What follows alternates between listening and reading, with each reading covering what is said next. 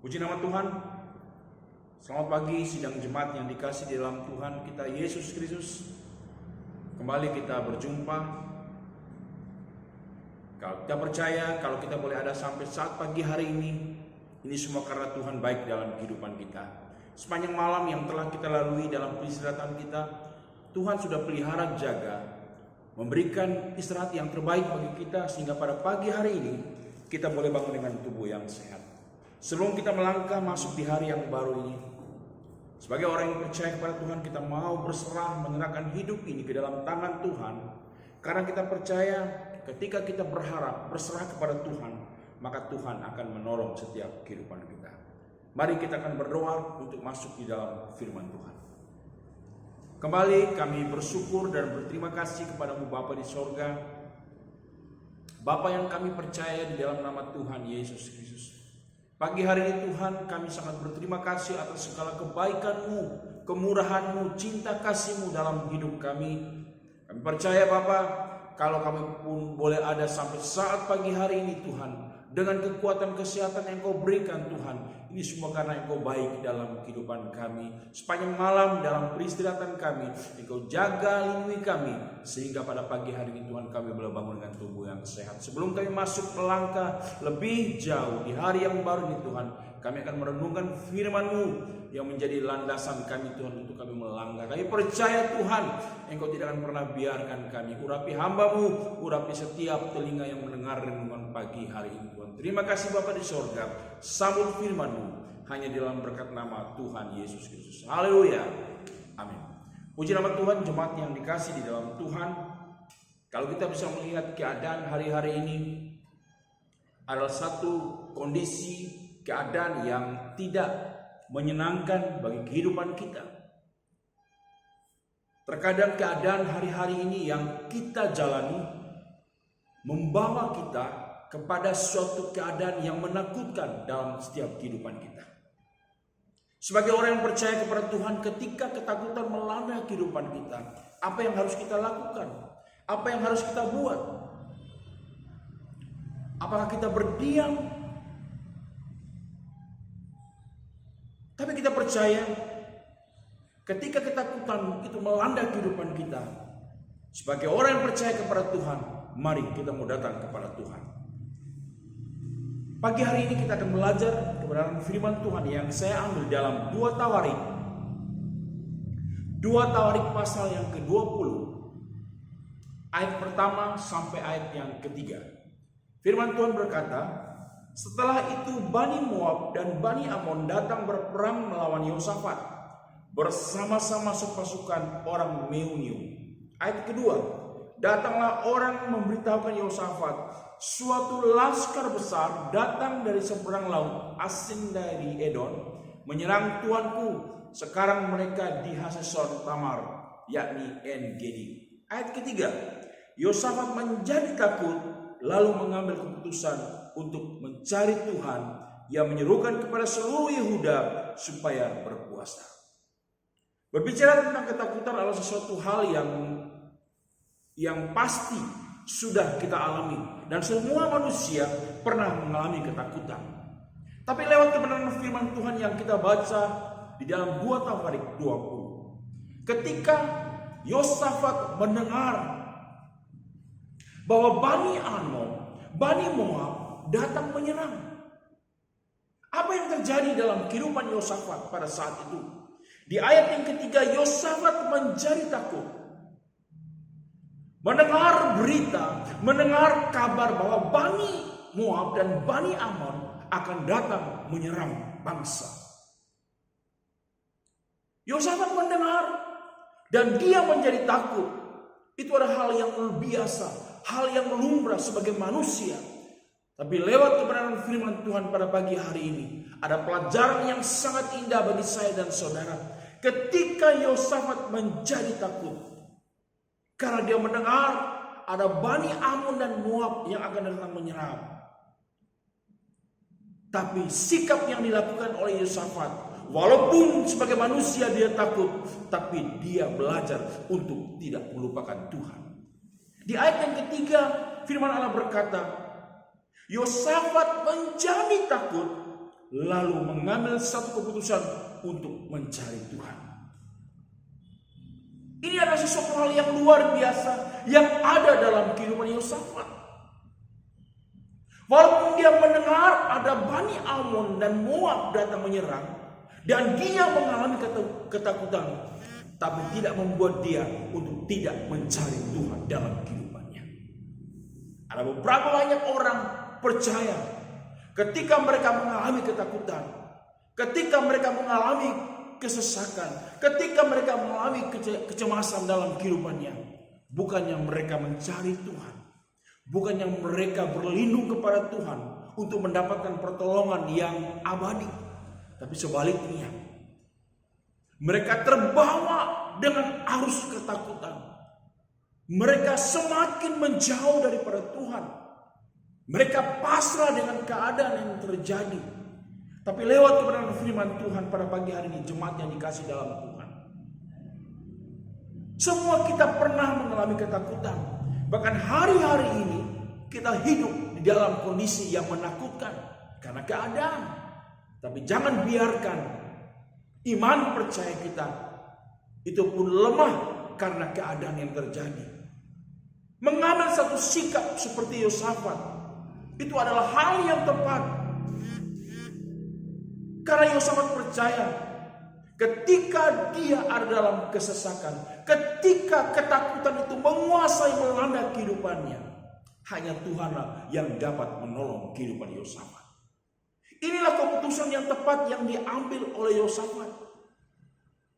Kecemasan boleh dia alami, ketakutan boleh dia alami, tapi dia tidak melupakan Tuhan ketika dia ada dalam kesesakan.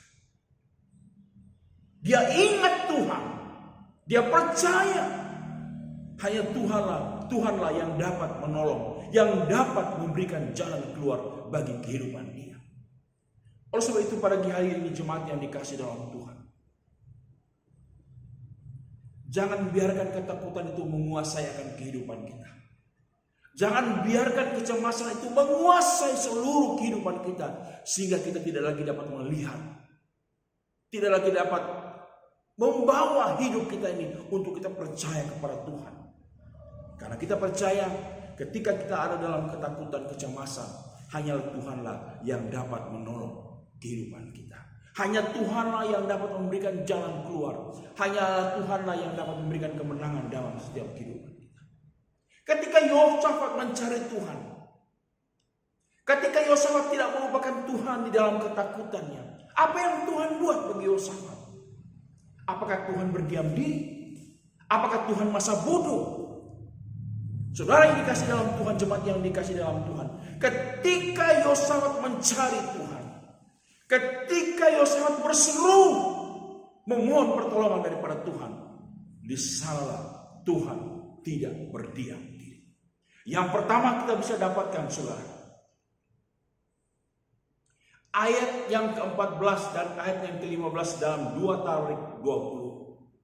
Allah yang berperang bagi Yosafat, Allah turun tangan, Allah menghentikan keberanian ketika Yosafat ada dalam ketakutan. Ayat 14 dan ayat yang ke-15, di sana firman Allah berkata, lalu Yahsiel bin Zakaria bin Benaya bin Matanya, seorang Lewi dari Bani Asaf, dihinggapi roh Tuhan di tengah-tengah jemaah dan berseru, camkanlah hai seluruh Yehuda dan penduduk Yerusalem dan tuanku Raja Yosafat, beginilah firman Tuhan kepadamu, janganlah kamu takut dan terkejut karena laskar yang besar ini, sebab bukan kamu yang akan berperang melainkan Tuhan. Di sini kita bisa melihat ada tindakan yang Allah buat untuk menolong Yosafat. Ketika Yosafat tidak melupakan Tuhan di dalam ketakutan, ketika Yosafat tidak melupakan Tuhan di dalam kecemasan, maka Tuhan pun tidak melupakan Yosafat. Maka Tuhan pun tidak membiarkan Yosafat ada dalam ketakutan. Tuhan ingat akan kesetiaan Yosafat. Tuhan ingat akan kesetiaan Yosafat. Dan di dalam ayat yang ke-15 kita baca, bukan yang Yosafat yang berperang, tapi Tuhan yang berperang. Disinilah kita bisa melihat bahwa Tuhan tidak akan pernah membiarkan kita berjalan sendiri. Oleh sebab itu jemaat yang dikasih dalam Tuhan, hari-hari ini adalah hari-hari yang penuh dengan ketakutan. Tapi jangan biarkan ketakutan itu menguasai akan kehidupan kita, sehingga kita lupa berseru, kita lupa bahwa kita memiliki Allah yang luar biasa. Yang pertama didapatkan oleh Yosafat, Allah berperang menggantikan Yosafat. Karena apa? Karena Yosafat tidak melupakan Tuhan di dalam kehidupannya. Yang kedua kita bisa dapatkan, ketika Yosafat tidak melupakan Tuhan di dalam ketakutan, apa yang Tuhan buat? Yang kita bisa dapatkan yang kedua dalam ayat yang ke-22 sampai 24. Allah tidak pernah setengah-setengah menolong. Ketika Yosafat berseru, dia tetap ingat Tuhan, maka Tuhan tidak pernah setengah-setengah menolong bagi Yosafat. Ayat ke-22 dan sampai ayat yang ke-24, firman Tuhan berkata di sana, ketika mereka mulai bersorak-sorai dan menyanyikan nyanyian pujian, dibuat Tuhanlah penghadangan terhadap Bani Amon dan Bani Moab, dan orang-orang menyerang Yehuda sehingga mereka terpukul kalah. Lalu Bani Amon dan Bani Moab berdiri menentang penduduk pegunungan Seir, hendak menumpas dan memusnahkan mereka. Segera sesudah mereka membinasakan penduduk Seir, mereka saling bunuh-membunuh. Ketika orang Yehuda tiba di tempat peninjauan di padang gurun, mereka menengok ke tempat laskar itu. Tampaklah semua telah menjadi bangkai berhantaran di tanah, tidak ada yang terluput. Lalu Yosafat dan orang-orang turun untuk menjarah barang-barang mereka. Mereka menemukan banyak ternak, harta milik, pakaian dan barang-barang yang berharga yang mereka rampas lebih banyak daripada yang dapat dibawa. 3 hari lamanya mereka menjarah barang-barang itu karena begitu banyaknya.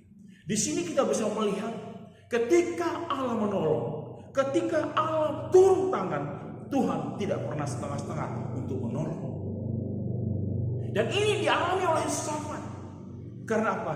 Karena Yosafat tidak pernah melupakan Tuhan.